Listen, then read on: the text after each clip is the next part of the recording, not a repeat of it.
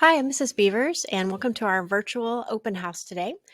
This is for students in my advanced courses, which would be Commercial Photography 2, Yearbook, Newspaper, and Independent Study in Journalism. First, a little bit about me. This will be my 22nd year at Midway High School. I have a photojournalism degree from Baylor. Also, kind of on the side, I'm a photographer and reporter for the Waco Tribune-Herald, and I do lots of public relations for our school district and our campus, specifically the Friday newsletter that you see from the principal, not the COVID one, but the other one. I help out with that. I write press releases about activities at our school and photograph things like students winning awards and so on.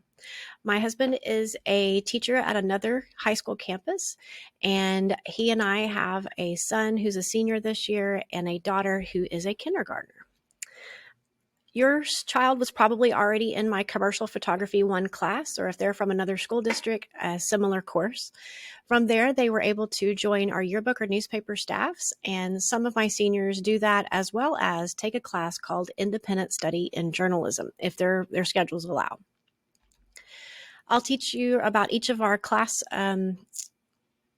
activities. First, my yearbook class, which is third and fourth period. Of course, they produced the 21-22 yearbook this year, the annual by the end of the year. And this year is special. We are celebrating 75 years at MISD. So we'll be kind of talking about how we can make our theme and our design and our stories be about celebrating that anniversary. The other class is the newspaper class, which is third period as well. And they are expected to produce a monthly newspaper called the Panther Post. And we do that both in print and online. And those are distributed to all of our students and teachers via third periods. And online will be available to you very soon. My independent study in journalism class is for students, like I said, who are already on yearbook or newspaper staff, so they continue those duties a second period of the day, as well as a special monthly project. It might be writing for a community paper like The Anchor. It might be taking pictures for maybe our district public relations or some other outside source, or doing things like design. Like next week, I'm going to have one of my ISIJ students design us a new press pass for some of our staff members. So just different projects that they do. And my goal is for them to graduate from our program and have a great portfolio of all of those, different skills. Supplies needed for all of our advanced classes include some kind of container of antibacterial wipes that become kind of community use. We use those to keep our lab equipment and our tables and desks clean. And I always suggest that my students have some sort of actual digital camera that's not their phone or their iPads.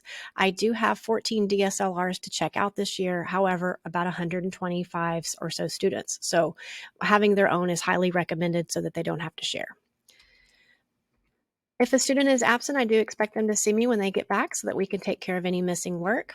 If a student is not making a great grade in our advanced courses, there's probably a problem. Usually those grades are pretty awesome because I have the best students in the entire world, but I do hand out any grade reports for students who are missing work. I also coach on the UIL academic team. Students will know more about this in October, but there are opportunities for writing contests at different schools around Texas, and they're both in person and some are virtual. I'm also a coach for Business Professionals of America. Next month, we'll be talking about a photo contest that they can enter through that and win some pretty hefty scholarships.